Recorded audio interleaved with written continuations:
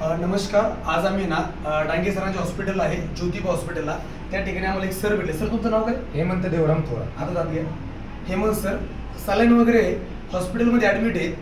Doctor Dange sir त्यांना काय झालं होतं? त्यांना कावीळ झालेली होती आणि कावीळचं प्रमाण खूप वाढलेलं आहे त्यांचं. जवळपास म्हणजे 200च्या म्हणजे जवळपास त्यांचं CBC जे आहे ते प्लेटलेट कमी झालेले आहेत त्याच्यामध्ये 30,000 प्लेटलेट झाले आहेत. नॉर्मल 1,50,000च्या वरती पाहिजे असतं. आणि त्यांचं WC काउंट आहे, नॉर्मल रेंज आहे की 6,000 ते 7,000पर्यंत. त्यांचं WC काउंट 18,000 झालेलं आहे.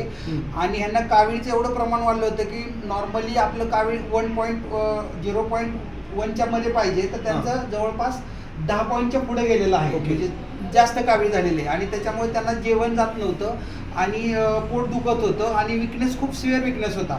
तर त्यांना आपण सनीज कंपनीचा अकाई सोना दिलेला आहे, वेदामृत दिलेला आहे, आडुळसा दिलेला होता, त्यांना खोकला पण होता आणि दुसरं हे दिलेलं आहे आपलं LIV52 सिरप दिलेला आहे लिक्विडमध्ये.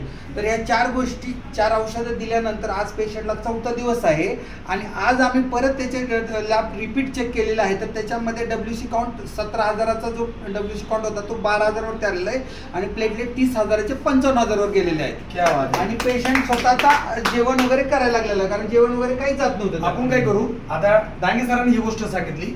ज्या व्यक्तीला रिझल्ट आला पेशंट थोडं सांगेल की खरा रिझल्ट कसा वाटतो तुम्हाला? मला जो सनेजचे जे प्रोडक्ट आहेत आणि ते मस्टली ते आयुर्वेदिक आहेत. म्हणजे त्याचे साईड इफेक्ट कुठलेच नाही. ते प्रमाणात जास्त जरी डोस झाला तरी तो शरीराला काही हानिकारक नाही. पण सनेजमुळे माझे आता शरीर यष्टी 2 दिवसात कम्प्लिटली 70% क्लिअर झालेली आहे. आणि आज अजून मी ते 3-4 दिवस ते यूज केले तर मी 100% नीट होऊन माझ्या घरी जाऊ शकतो आणि नेक्स्ट वीक मध्ये मी सनेजमध्ये जॉईन करत आहे.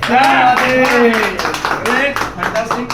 सनेजचे प्रोडक्ट बोलत नाही दादांनो, आपल्याला बोलावं लागतं. सनेजचे प्रोडक्ट रिझल्ट देतात. All the best. काळजी घ्या, काळजी.